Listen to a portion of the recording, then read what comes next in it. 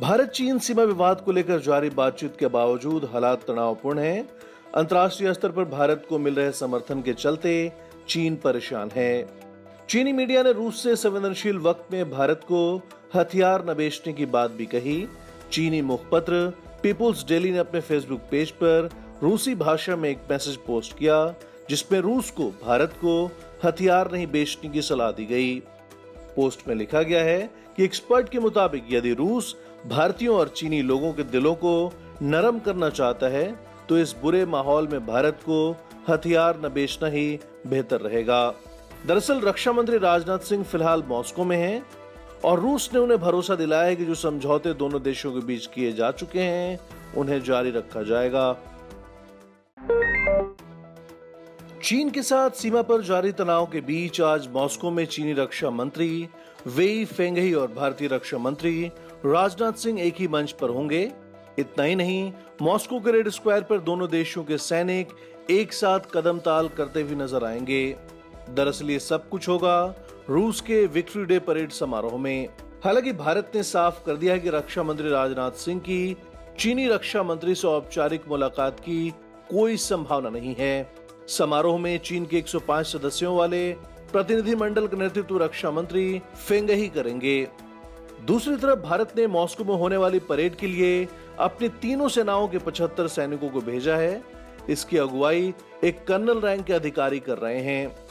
भारतीय दल के अगुवा रक्षा मंत्री राजनाथ सिंह ही होंगे। ये पूरा आयोजन द्वितीय विश्व युद्ध में नाजी जर्मनी पर सोवियत विजय की 75वीं वर्षगांठ के मौके पर किया जा रहा है। भारत चीन सीमा पर चल रहे तनाव के बीच अच्छी खबर है। दोनों देश की सेनाएं विवाद की जगह से पीछे हटने पर सहमत हो गई हैं ताकि तनाव को कम किया जाए। 22 जून को एलएसी पर चीन के मोल्डो में हुई कोर कमांडरों की करीबन 12 घंटे चली मैराथन बैठक सकारात्मक रही और वार्ता के बाद लद्दाख की गलवान घाटी में एक आम सहमति बनने की खबर है। बैठक में विवादित भूमि से दोनों देशों की सेना की वापसी के तौर तरीके पर बातचीत हुई, जिसके बाद फैसला लिया गया कि पूर्वी लद्दाख के झड़प वाली जगह से दोनों सेनाएं पीछे हटेंगी। इसके अलावा पूर्वी लद्दाख में जिन जिन जगहों पर गतिरोध है वहां डिसएंगेजमेंट कैसे किया जाएगा, इसकी प्रक्रिया पर भी बैठक में बात हुई। सेना सूत्रों ने जानकारी दी है कि बातचीत बहुत ही सकारात्मक और बेहतर माहौल में हुई। बैठक में भारतीय पक्ष का नेतृत्व 14वीं कोर के commander lieutenant general Harinder Singh ने किया, जबकि चीनी पक्ष का नेतृत्व तिब्बत मिलिट्री डिस्ट्रिक्ट के कमांडर कर रहे थे।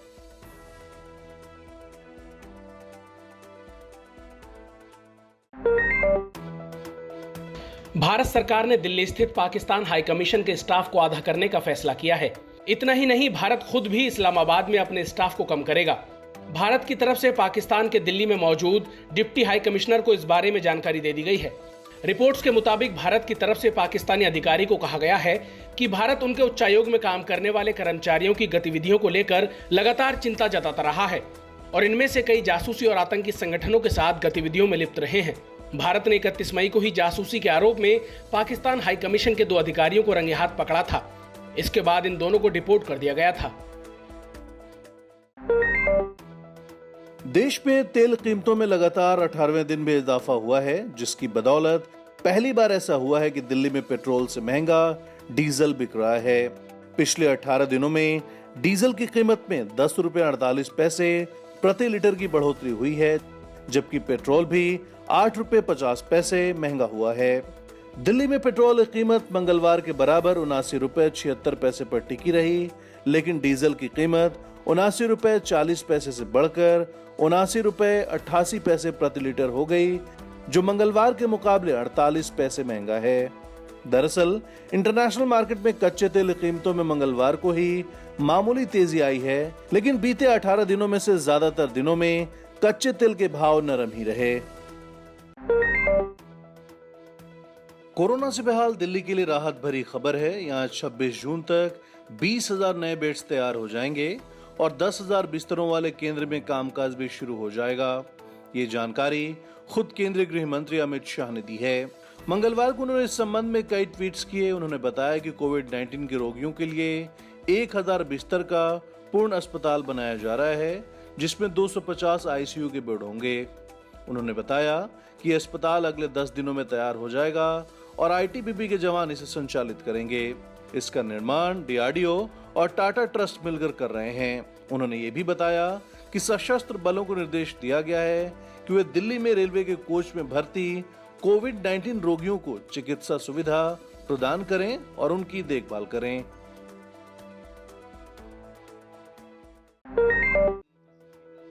सरकार ने बाबा रामदेव की कंपनी पतंजलि आयुर्वेद को नोटिस देकर उस पर ड्रग्स एंड मैजिक रेमेडीज से जुड़े आपत्तिजनक विज्ञापन कानून 1954 के उल्लंघन का आरोप लगाया है और पतंजलि को कहा है कि वो कोरोना को ठीक करने का दावा करने वाली अपनी दवा का प्रचार बंद करे।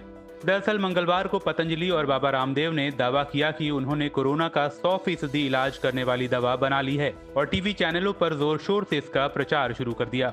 इन दावों पर संज्ञान लेते हुए आयुष मंत्रालय ने पतंजलि से कहा है कि जब तक इसकी विधिवत जांच नहीं हो जाती तब तक इसके प्रचार प्रसार पर रोक लगी रहेगी। सरकार ने कहा कि हमें इस बात की जानकारी नहीं है कि किस तरह के वैज्ञानिक अध्ययन के बाद दवा बनाने का दावा किया गया है। मंत्रालय ने साफ शब्दों में कहा कि बिना मानक की जांच कराए हर तरह के विज्ञापन पर अगले आदेश तक रोक रहेगी।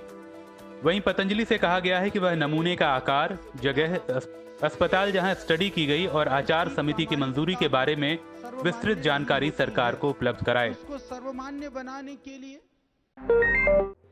केंद्र सरकार ने फैसला किया है कि सरकारी ई मार्केट प्लेस यानी GEM पर विक्रेताओं को अब अपने सभी नए उत्पादों को रजिस्टर कराते वक्त उसकी उत्पत्ति के देश यानी कंट्री ऑफ ओरिजिन के बारे में जानकारी देना अनिवार्य होगा।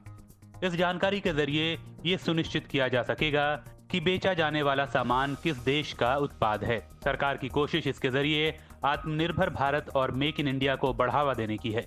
मंत्रालय के मुताबिक जो विक्रेता इस नियम को नहीं मानेगा उसके प्रोडक्ट्स को लिस्ट से हटा दिया जाएगा। इसके अलावा GEM ने उत्पादों में स्थानीय कंटेंट कितना प्रतिशत है इसे भी दिखाने का प्रावधान किया है। साथ ही मेक इन इंडिया कैटेगरी भी बनाई गई है जिसमें केवल भारत में निर्मित सामान ही लिस्टेड होंगे। ब्रिटेन के प्रधानमंत्री बोरिस जॉनसन ने 4 जुलाई से लॉकडाउन में बड़ी रियायत देने का ऐलान किया है। सिनेमा हॉल, म्यूजियम, बार, पब और रेस्तरां 4 जुलाई से आम लोगों के लिए फिर से खुल जाएंगे। हालांकि इस दौरान सभी नियमों का पूरी तरह से पालन करना जरूरी होगा। पीएम बोरिस जॉनसन ने यह भी ऐलान किया कि 4 जुलाई से 2 मीटर की सोशल डिस्टेंसिंग को 1 मीटर तक कर दिया जाएगा। बता दें कि बीते काफी दिनों से ब्रिटेन में कोरोना वायरस का ब्रेक लगा है।